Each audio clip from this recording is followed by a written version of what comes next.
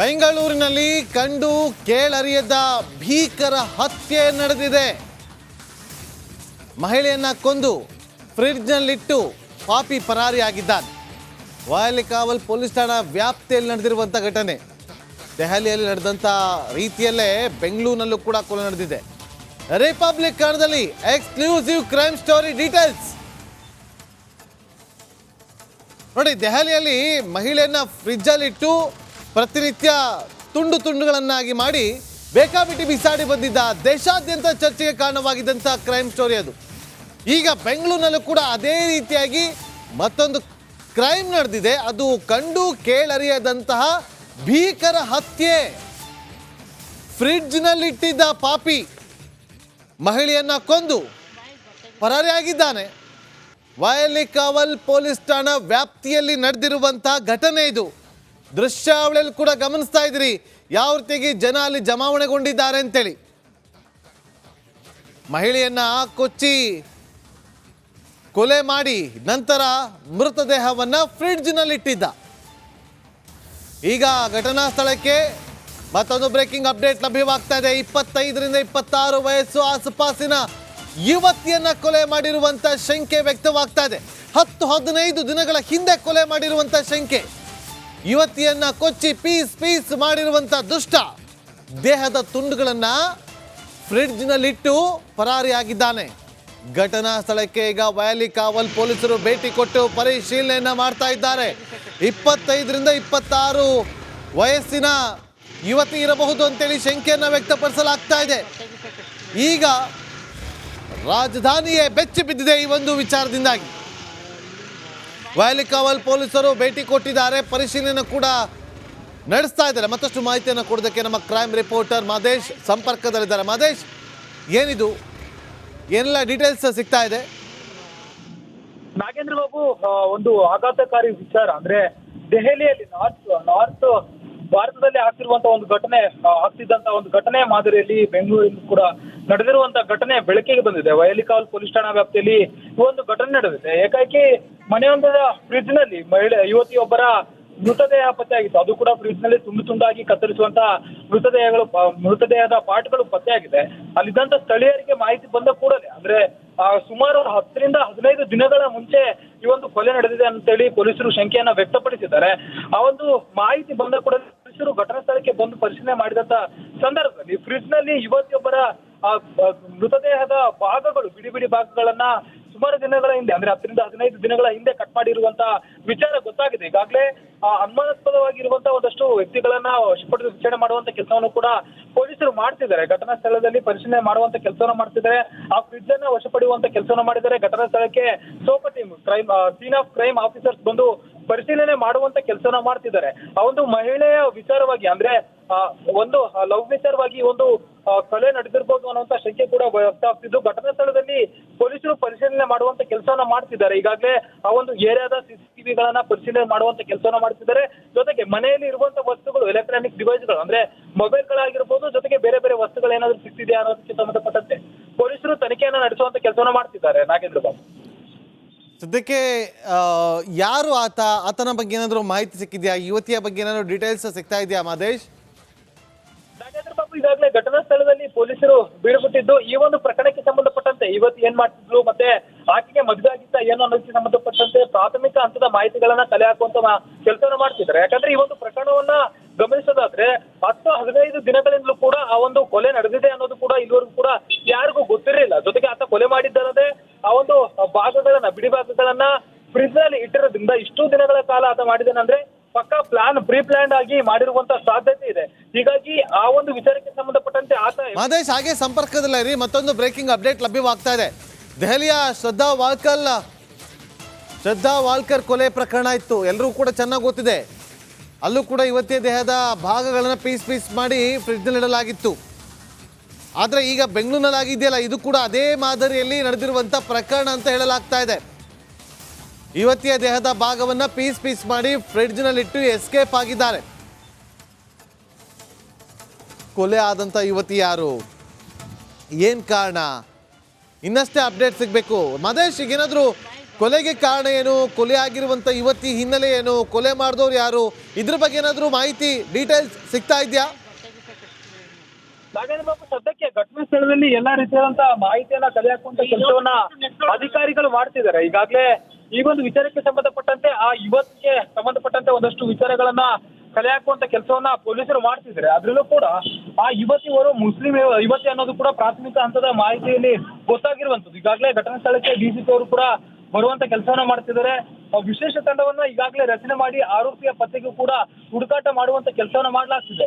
ಈಗಾಗಲೇ ಅಲ್ಲಿರುವಂತ ಸ್ಥಳೀಯರನ್ನ ವಿಚಾರಣೆ ಮಾಡಿ ಮಾಹಿತಿ ಪಡೆಯುವಂತ ಕೆಲಸವನ್ನ ಮಾಡ್ತಿದ್ದಾರೆ. ಅಂದ್ರೆ ಆ ಒಂದು ಮನೆಯಲ್ಲಿ ಯಾರೆಲ್ಲ ಇದ್ರು, ಯಾರೆಲ್ಲ ಓಡಾಡ್ತಿದ್ರು, ಎಷ್ಟು ದಿನಗಳಿಂದ ಅವರು ಇಲ್ಲಿದ್ರು, ಆ ಯುವತಿ ಎಷ್ಟು ದಿನಗಳಿಂದ ಇಲ್ಲಿ ವಾಸ ಇದ್ರು ಅನ್ನೋದಕ್ಕೆ ಸಂಬಂಧಪಟ್ಟಂತೆ ಹೆಚ್ಚಿನ ಡೀಟೇಲ್ಸ್ ಗಳನ್ನ ತೆಗೆದುಕೊಳ್ಳುವಂತ ಕೆಲಸವನ್ನ ಮಾಡ್ತಿದ್ದಾರೆ. ನಾಗೇಂದ್ರ ಬಾಬು, ಮಹೇಶ್, ಹಾಗೆ ಸಂಪರ್ಕದಲ್ಲಿ ಮತ್ತೊಂದು ಬ್ರೇಕಿಂಗ್ ಅಪ್ಡೇಟ್ ಈಗ ಲಭ್ಯವಾಗ್ತಾ ಇದೆ.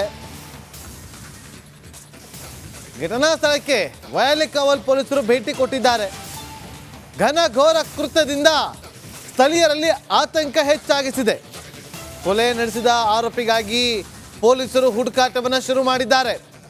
ವಯಲಿಕಾವಲ್ ಪೊಲೀಸರು ಭೇಟಿ ಕೊಟ್ಟು ಪರಿಶೀಲನೆಯನ್ನು ಮುಂದುವರಿಸಿದ್ದಾರೆ. ಘನಘೋರ ಕೃತ್ಯ ಇದು. ಸ್ಥಳೀಯರಲ್ಲಿ ಆತಂಕ ಹೆಚ್ಚಿದೆ. ಈ ರೀತಿಯಾಗಿ ಕೊಲೆ ಮಾಡಿಬಿಟ್ಟಿದ್ದಾನ ಪಾಪಿ ಅಂತೇಳಿ. ನೋಡಿ, ಇಲ್ಲಿ ದೃಶ್ಯಗಳಲ್ಲಿ ಕೂಡ ಗಮನಿಸ್ತಾ ಇದ್ರಿ ಯಾವ ರೀತಿಯಾಗಿ ಅಲ್ಲಿನ ಅಕ್ಕಪಕ್ಕದ ನಿವಾಸಿಗಳು, ಸ್ಥಳೀಯರು ಬಂದು ಅಲ್ಲಿ ನೋಡ್ತಿದ್ದಾರೆ ಏನಾಗಿದೆ ಅಂತೇಳಿ. 10-15 ದಿನಗಳ ಹಿಂದೆ ನಡೆಸಿರುವಂಥ ಶಂಕೆಯನ್ನ ಪೊಲೀಸರು ವ್ಯಕ್ತಪಡಿಸ್ತಾ ಇದ್ದಾರೆ. 10ರಿಂದ 15 ದಿನಗಳ ಹಿಂದೆ ಈ ಕೊಲೆ ನಡೆದಿರುವ ಬಗ್ಗೆ ಶಂಕೆ ವ್ಯಕ್ತವಾಗ್ತಾ ಇದೆ. ಮಾದೇಶ್, ನಮ್ಮ ಪ್ರತಿನಿಧಿ, ಮಾಹಿತಿಯನ್ನು ಕೊಡ್ತಾ ಇದ್ರು. ಮಾದೇಶ್, ಈಗ ಪೊಲೀಸರು ಹುಡುಕಾಟವನ್ನು ಶುರು ಮಾಡಿದ್ದಾರೆ. ಪೊಲೀಸ್ ಹಿರಿಯ ಅಧಿಕಾರಿಗಳು ಏನಾದರೂ ಇದಕ್ಕೆ ಸಂಬಂಧಪಟ್ಟಂತೆ ಮಾಹಿತಿ ಕೊಟ್ಟಿದ್ದಾರಾ, ಪ್ರತಿಕ್ರಿಯೆ ಕೊಟ್ಟಿದ್ದಾರಾ? ಮಾದೇಶ್, ನಾಗೇಂದ್ರ ಬಾಬು, ಈ ವಿಚಾರಕ್ಕೆ ಸಂಬಂಧಪಟ್ಟಂತೆ ಯಾವಾಗ ಮಾಹಿತಿ ಬಂದ ಕೂಡಲೇ ಘಟನಾ ಸ್ಥಳಕ್ಕೆ ಮೊದಲು ವಯಲ್ಕಾಲ್ ಇನ್ಸ್ಪೆಕ್ಟರ್ ಬರ್ತಾರೆ. ಈಗಾಗಲೇ ಘಟನಾ ಸ್ಥಳಕ್ಕೆ ಮಾಹಿತಿ ಬಂದು ಇಲ್ಲಿನ ಒಂದು ಪರಿಸ್ಥಿತಿಯನ್ನ ಗೊತ್ತಾದ ಕೂಡಲೇ ಡಿಸಿಪಿಗೆ ಮಾಹಿತಿ ಕೊಡ್ತಾರೆ.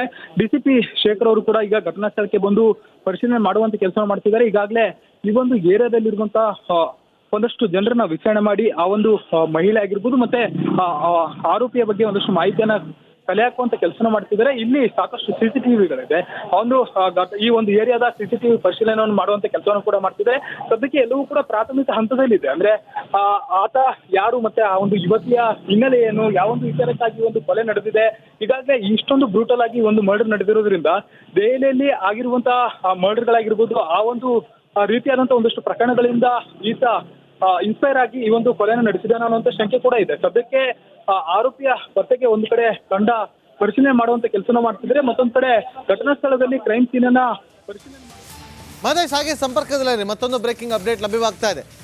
ಮನೆಯೊಂದರ 3ನೇ ಮಹಡಿಯಲ್ಲಿ ನಡೆದಿರುವಂತ ಈ ಒಂದು ಕೊಲೆ ವಯಲಿಕಾವಲ್ನ ವಿನಾಯಕ ನಗರದಲ್ಲಿ ಘಟನೆ ನಡೆದಿದೆ. ಸ್ಥಳಕ್ಕೆ ಕೇಂದ್ರ ವಿಭಾಗದ DCP ಆಗಿರುವಂತ ಶೇಖರ್ ಅವರು ಭೇಟಿ ಕೊಟ್ಟಿದ್ದಾರೆ. ಪರಿಶೀಲನೆ ಕೂಡ ನಡೆಸೋದಕ್ಕೆ ಮುಂದಾಗಿದ್ದಾರೆ. ಕೇಂದ್ರ ವಿಭಾಗದ DCP ಆಗಿರುವಂತಹ ಶೇಖರ್ ಸ್ಥಳಕ್ಕೆ ಭೇಟಿ ಕೊಟ್ಟಿದ್ದಾರೆ. 3ನೇ ಮಹಡಿಯಲ್ಲಿ ನಡೆದಿರುವಂಥ ಘಟನೆ, 3ನೇ ಮಹಡಿಯಲ್ಲಿ ನಡೆದಿರುವಂಥ ಕೊಲೆ ವಯಲಿಕಾವಲ್ನ ವಿನಾಯಕ ನಗರದಲ್ಲಿ ನಡೆದಿದೆ. ಈ ಒಂದು ಘಟನೆ 25ರಿಂದ 26 ವರ್ಷದ ಯುವತಿ ಇರಬಹುದು ಅಂತೇಳಿ ಶಂಕೆಯನ್ನು ವ್ಯಕ್ತಪಡಿಸಲಾಗ್ತಾ ಇದೆ. ಮಹೇಶ್, ಈಗ ಸದ್ಯಕ್ಕೆ DCP ಸ್ಥಳಕ್ಕೆ ಭೇಟಿ ಕೊಟ್ಟಿದ್ದಾರೆ. DCP ಏನಾದರೂ ಮಾಹಿತಿಯನ್ನು ಕೊಟ್ಟಿದ್ದಾರಾ? ಮಹೇಶ್,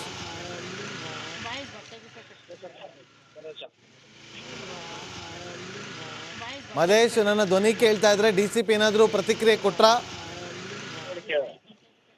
ನಾಗೇಂದ್ರ ಬಾಬು, ಸದ್ಯ ನಾನು ಘಟನಾ ಸ್ಥಳದಲ್ಲಿದ್ದೇನೆ. 3ನೇ ಮಹಡಿ ಒಂದರಲ್ಲಿ, ಅಂದ್ರೆ ಬಿಲ್ಡಿಂಗ್ ನ 3ನೇ ಮಹಡಿಯಲ್ಲಿ ಒಂದು ಘಟನೆ ನಡೆದಿದೆ. ಈ ಒಂದು ವಿಚಾರಕ್ಕೆ ಸಂಬಂಧಪಟ್ಟಂತೆ ಇನ್ನಷ್ಟು ಹೆಚ್ಚಿನ ಮಾಹಿತಿಯನ್ನ ಕಲೆ ಹಾಕುವಂತ ಕೆಲಸವನ್ನ ಮಾಡ್ತಿದ್ದಾರೆ. DCP ಶೇಖರ್ ಅವರು ಈಗಾಗಲೇ ಘಟನಾ ಸ್ಥಳಕ್ಕೆ ಭೇಟಿ ನೀಡಿ ಸೋಕೋ ಟೀಮ್ ಕೂಡ ಮಾಡ್ತಿದ್ದಾರೆ. DCP ಶೇಖರ್ ಅವರು ಈಗಾಗಲೇ ಘಟನಾ ಸ್ಥಳಕ್ಕೆ ಭೇಟಿ ನೀಡಿ ಸೋಕೋ ಟೀಮ್ ಕೂಡ ಪರಿಶೀಲನೆ ಮಾಡುವಂತ ಕೆಲಸವನ್ನ ಮಾಡ್ತಿದೆ. FSL ತಂಡ ಕೂಡ ಘಟನಾ ಸ್ಥಳಕ್ಕೆ ಭೇಟಿ ನೀಡಿ ಪರಿಶೀಲನೆ ಮಾಡುವಂತ ಕೆಲಸವನ್ನ ಮಾಡ್ತಿದೆ. ಈ ಒಂದು ವಿಚಾರಕ್ಕೆ ಸಂಬಂಧಪಟ್ಟಂತೆ ಆ ಒಂದು ಯುವತಿಯ ಹಿನ್ನೆಲೆಯನ್ನ ಮೊದಲು ಕಲೆ ಹಾಕುವಂತ ಕೆಲಸವನ್ನ ಮಾಡ್ತಿದ್ದಾರೆ. ಆ ಒಂದು ರೂಮನ್ನ, ಅಂದ್ರೆ ಕೊಲೆ ನಡೆದಿರುವಂಥ ಒಂದು ರೂಮನ್ನು ಕಂಪ್ಲೀಟ್ ಆಗಿ ಪರಿಶೀಲನೆ ಮಾಡುವಂಥ ಕೆಲಸವನ್ನು ಮಾಡ್ತಿದ್ದಾರೆ. ನಮ್ಮ ವಿಡಿಯೋ ಜರ್ನಲಿಸ್ಟ್ ಕಾಂತರಾಜ್ ತೋರಿಸ್ತಿರಲ್ಲ, ಆ ಒಂದು ರೂಮ್ನಲ್ಲಿ ಈ ಒಂದು ಘಟನೆ ನಡೆದಿದೆ ಅಂತೇಳಿ ಮಾಹಿತಿ ಬಂದಿರುತ್ತೆ. ಒಳಗಡೆ ಹೋದಂಥ ಸಂದರ್ಭದಲ್ಲಿ ಅಲ್ಲಿರುವಂಥ ಫ್ರಿಜ್ಜನ್ನು ಈಗಾಗಲೇ ಪರಿಶೀಲನೆ ಮಾಡುವಂಥ ಕೆಲಸವನ್ನು ಪೊಲೀಸರು ಮಾಡ್ತಿದ್ದಾರೆ. ಸೋಕೋ ಟೀಮ್ ಆ ಒಂದು ಸ್ಯಾಂಪಲ್ಗಳನ್ನು, ಅಂದರೆ ಆ ಒಂದು ಮೃತದೇಹದ ಸ್ಯಾಂಪಲ್ಗಳನ್ನಾಗಿರ್ಬೋದು, ಒಂದು ಫ್ರಿಜ್ ಮೇಲೆ ಇರುವಂಥ ಒಂದಷ್ಟು ಫಿಂಗರ್ ಪ್ರಿಂಟ್ಗಳಾಗಿರ್ಬೋದು, ಅವೆಲ್ಲವೂ ಕೂಡ ಸ್ಯಾಂಪಲ್ ಪಡೆಯುವಂಥ ಕೆಲಸವನ್ನು ಮಾಡ್ತಿದ್ದಾರೆ. ಇಲ್ಲಿ ಹೈಗ್ರೌಂಡ್ಸ್ ಪೊಲೀಸ್ ಆಗಿರ್ಬೋದು, ಜೊತೆಗೆ ಸದಾಶಿವನಗರ ಪೊಲೀಸ್ ಇನ್ಸ್ಪೆಕ್ಟರ್ಗಳು ಕೂಡ ಹೆಚ್ಚಿನ ಒಂದು ತನಿಖೆಗಾಗಿ ಕರೆಸಿಕೊಳ್ಳುವಂಥ ಕೆಲಸವನ್ನು ಮಾಡಲಾಗ್ತಿದೆ. ACP ಪ್ರಕಾಶ್ ರೆಡ್ಡಿ ಅವರು ಕೂಡ, ಅಂದರೆ ಶೇಷಾದ್ರಿಪುರಂ ACP ಪ್ರಕಾಶ್ ರೆಡ್ಡಿ ಅವರು ಕೂಡ ಘಟನಾ ಸ್ಥಳದಲ್ಲಿ ಈ ಒಂದು ವಿಚಾರಕ್ಕೆ ಸಂಬಂಧಪಟ್ಟಂತೆ ಹೆಚ್ಚಿನ ಮಾಹಿತಿಯನ್ನು ಕಲೆ ಹಾಕುವಂಥ ಕೆಲಸವನ್ನು ಮಾಡ್ತಿದ್ದಾರೆ. ಸದ್ಯಕ್ಕೆ ಈ ಒಂದು ವಿಚಾರಕ್ಕೆ ಸಂಬಂಧಪಟ್ಟಂತೆ ಪ್ರಾಥಮಿಕ ಹಂತವಾಗಿ ಏನೆಲ್ಲ ಮಾಹಿತಿ ಸಿಕ್ಕಿದೆ ಅದನ್ನು ಕೂಡ ಪರಿಶೀಲನೆ ಮಾಡುವಂಥ ಕೆಲಸವನ್ನು ಮಾಡ್ತಿದ್ದಾರೆ. ಇಷ್ಟೊಂದು ಬ್ರೂಟಲ್ ಆಗಿ ನಡೆಯೋದಕ್ಕೆ ಕಾರಣ ಏನು ಅನ್ನೋದಕ್ಕೆ ಸಂಬಂಧಪಟ್ಟಂತೆ ಇಲ್ಲಿ ಹೆಚ್ಚಿನ ತನಿಖೆಯನ್ನು ನಡೆಸಲಾಗ್ತದೆ. ಈಗಾಗಲೇ ಈ ಒಂದು ವಿಚಾರಕ್ಕೆ ಸಂಬಂಧಪಟ್ಟಂತೆ ಸ್ಥಳೀಯರು ಕೂಡ ಇದ್ದಾರೆ ನನ್ನ ಜೊತೆ, ಅವ್ರನ್ನ ಮಾತನಾಡಿಸ್ತಾ ಹೋಗ್ತೀನಿ. ಸರ್, ಎಷ್ಟು ಗಂಟೆಗೆ ಆಗಿದ್ದು ಸರ್? ಸರ್, ಇವಾಗ ಅರ್ಧ ಗಂಟೆ ಮುಂಚೆ ಗೊತ್ತಾಗ್ತಾ ಇರೋದು. ಇನ್ನು ಯಾರು ಇರ್ತಾ ಏನು ಅಂತ ಏನೋ ಗೊತ್ತಿಲ್ಲ ಸರ್. ಸರ್, ಅಂದರೆ ನೀವು ಇದೇ ಏರಿಯಾದವರ ಅಥವಾ ಅವ್ರನ್ನ ಎಲ್ಲಾದ್ರೂ ನೋಡಿದ್ರೆ ಅಂತ, ಕೊಲೆ ಆದವರಾಗಿರ್ಬೋದು ಯಾರು? ಇಲ್ಲ ಸರ್, ಏನೂ ಗೊತ್ತಿಲ್ಲ, ಯಾರನ್ನೂ ನೋಡಿಲ್ಲ. ಇಷ್ಟು ದಿನ ಯಾರಿಗೂ ಗೊತ್ತಾಗಿರ್ಲಿಲ್ವಾ ಅಂತ ಸರ್? ಇಲ್ಲ ಸರ್, 15 ದಿನದಿಂದ ಆಗಿರೋದು ಅಂತ ಹೇಳ್ತಿದ್ದಾರೆ. ಇಷ್ಟು ದಿನ ಯಾರಿಗೂ ಗೊತ್ತಾಗಿಲ್ಲ ಸರ್. ಅಂದರೆ ಎಷ್ಟು ಜನ ಇದ್ರು ಅಲ್ಲಿ ಆ ಒಂದು ರೂಮಲ್ಲಿ ಅನ್ನೋದೇನಾದ್ರೂ ಮಾಹಿತಿ ಇದೆ ಸರ್? ಇಲ್ಲ ಸರ್, ಗೊತ್ತಿಲ್ಲ, ಏನೂ ಮಾಹಿತಿ ಗೊತ್ತಿಲ್ಲ. ಇವಾಗಿನ ನಮ್ಗೆ ಗೊತ್ತಾಗ್ತಾ ಇರೋದು. ಹೆಂಗೆ ಹೊರಗೆ ಬಂತು ಸರ್? ಯಾರಾದ್ರೂ ಒಳಗೋಗಿ ನೋಡಿದ್ರೆ ಹೇಗೆ ಅಂತ? ಇಲ್ಲ ಸರ್, ನನಗೇನೂ ಗೊತ್ತಿಲ್ಲ. ಇವಾಗ ಅರ್ಧ ಗಂಟೆ ಮುಂಚೆ ಗೊತ್ತಾಗ್ತಾ ಇರೋದು ಅಷ್ಟೇ ಸರ್. ಇದಿಷ್ಟು ಸ್ಥಳೀಯರ ಮಾತು. ಅಂದರೆ ಇಲ್ಲಿ ಇಷ್ಟು ದಿನಗಳ ಕಾಲ ಈ ಏರಿಯಾದವ್ರಿಗೂ ಕೂಡ ಈ ಒಂದು ವಿಚಾರ ಗೊತ್ತಿರಲಿಲ್ಲ.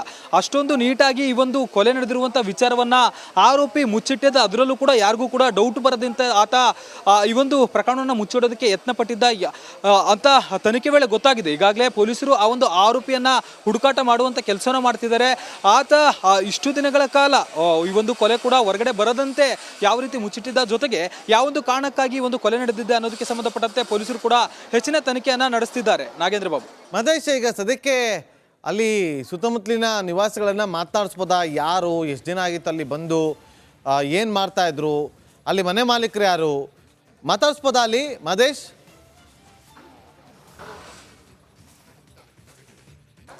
ಖಂಡಿತ ನಾಗೇಂದ್ರ ಬಾಬು, ಈಗಾಗಲೇ ಇಲ್ಲಿರುವಂಥ ಸ್ಥಳೀಯರು ಕೂಡ ಒಂದಷ್ಟು ಮಾಹಿತಿಗಳನ್ನು ಬಿಚ್ಚಿಡುವಂಥ ಕೆಲಸವನ್ನು ಮಾಡ್ತಿದ್ದಾರೆ. ನಮ್ಮ ಜೊತೆ ಒಬ್ರು ಇದ್ದಾರೆ, ಅವ್ರನ್ನ ಮಾತನಾಡಿಸ್ತಾ ಹೋಗ್ತೀನಿ. ಸರ್, ಈಗಾಗಲೇ ಒಂದಷ್ಟು ವಿಚಾರ ಸರ್, ಇಷ್ಟು ದಿನಗಳ ಕಾಲ ಇಷ್ಟೆಲ್ಲ ಆಗಿದೆ ಅಂತದ್ದು ಕೂಡ, ಅಂದರೆ 15 ದಿನಗಳ ಮುಂಚೆ ನಡೆದಿತ್ತಂತೆ. ಇಲ್ಲಿನ ಸ್ಥಳೀಯರಿಗೆ ಯಾರಿಗೂ ಕೂಡ ಗೊತ್ತಾಗಿಲ್ವಂತ? ಗೊತ್ತಿಲ್ಲ ಸರ್, ನಮ್ಗೆ ಇವಾಗ ಜಸ್ಟ್ ಜನ ನೋಡೋದು ಬಂದದ್ದು ಇಲ್ಲಿಗೆ. ಯಾವಾಗ ಏನಾಗಿದೆ ಗೊತ್ತಾ, ಜನ ಬಂದು ನೋಡಿ ಗೊತ್ತಾಗಿದ್ದು ಸರ್. ಈ ಥರ ಘಟನೆಗಳು ಉತ್ತರ ಭಾರತದಲ್ಲಿ ಡೆಲ್ಲಿಲಿ ಒಂದಾಗಿತ್ತು, ಅಂತಲ್ಲಿ ನಡೀತಿತ್ತು. ಇಂಥ ಬೆಂಗಳೂರಲ್ಲಿ ನಡೆದಿದೆ ಇಂಥ ಘಟನೆ, ಏನು ಇಲ್ಲ ನಮ್ಗೆ ಏನು ಗೊತ್ತಿಲ್ಲ. ಇಲ್ಲಿ ಜನ ನೋಡ್ತಾ ಇದ್ರಲ್ಲ, ಅದಕ್ಕೆ ಬಂದು ನಾವು ನೋಡ್ತಾ ಇರೋದು. ನಮಗೇನು ಗೊತ್ತಿಲ್ಲ ಏನಾಗೈತೆ, ಯಾರು ಅಂತಲೂ ಗೊತ್ತಿಲ್ಲ. ಅಲ್ಲ ಸರ್, ಇಷ್ಟು ದಿನಗಳ ಕಾಲ ಒಬ್ರಿಗೂ ಕೂಡ ಗೊತ್ತಾಗಿರ್ಲಿಲ್ವಾ ಅಂತ, ಏನು ಡೌಟ್ ಇರಲಿಲ್ಲ ಅಂತ? ಈಗ ½ ಮುಂಚೆ ಗೊತ್ತಾಯ್ತಾರ ನಮಗೂ. ಹೇಗೆ ಹೊರಗೆ ಬಂತು ಸರ್ ವಿಚಾರ? ಬಂತು ಅಂದ್ಬಿಟ್ಟು ಜನ ಇದು ಮಾಡೋರು ಅಕ್ಕಪಕ್ಕದವರು. ನೋಡಿ ಮಹೇಶ್, ಮತ್ತೆ ನಿಮ್ಮನ್ನ ಸಂಪರ್ಕ ಮಾಡ್ತೀನಿ. ಹಾಗೆ ಸಂಪರ್ಕದಲ್ಲಿ ನೋಡಿ, ಈಗ ನಮ್ಮ